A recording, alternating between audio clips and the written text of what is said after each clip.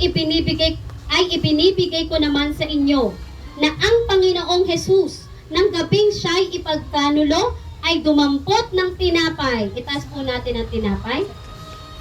At nang siya'y makapagpasalamat, ay kanyang pinagputol-putol at sinabi, ito'y aking katawan na pinagputol-putol dahil sa inyo. Gawin ninyo ito bilang pag-alaala sa akin. Kanin po natin.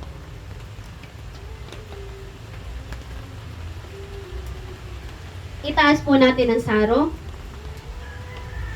At gayon din naman, hinawakan ang saro pagkatapos na makahapon na sinasabi, ang sarong ito'y siyang bagong tipan sa aking dugo.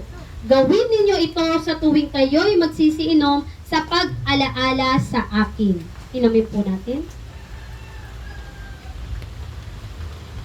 Sapagkat sa tuwing kanin ninyo ang tinapay na ito at inuman ninyo ang saro, ay inihahayag ninyo ang pagkamatay ng Panginoon hanggang sa dumating siya.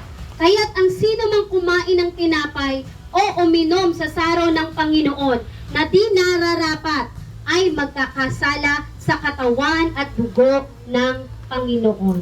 Tayo po'y magpasalamat sa Panginoon.